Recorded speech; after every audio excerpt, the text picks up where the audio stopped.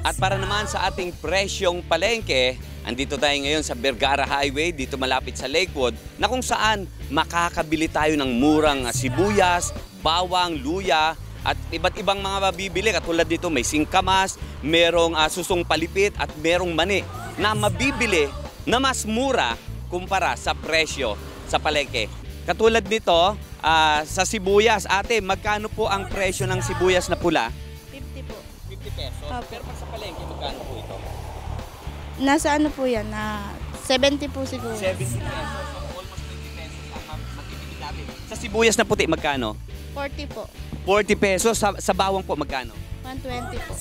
120. Ate, dito sa puting sibuyas na ang lalaki, pang Jollibee, pang McDo, magkano po sa puting sibuyas na malalaki? 60 po yung good. 60 pesos yung good. Tapos itong napakalaking sibuyas, eto, good na good. Magkano po ito? 70 pesos. Pero pag bibili mo sa palengke yung ganito kalaki, ay almost 120 pesos per kilo. At kung gusto nyo namang makatikim ng masarap na susong palipit, eto, napakasarap ang tataba ng mga palipit nila. Ate, magkano presyo ng susong palipit? 110 po.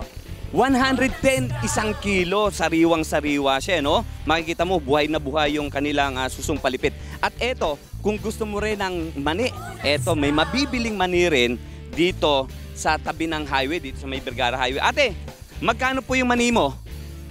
120 po per kilo. Ay, 120 pesos lang per kilo ang mani ni ate. Ate, mukhang masarap tong mani mo, ano? Opo. Gaano po kasarap yung mani nato? Sarap. Masarap po yan. Malambot po ba tong mani mo, ate? Opo. Ayan, kung gusto nyo ng masarap at malambot na mani, eto, 100 pesos lang isang takal. At yan ang ating presyong palengke, kasama si Angel Mar Bumanlag at si Toman Sanal. Smile Supetran III para sa Balitang Unang Sigaw.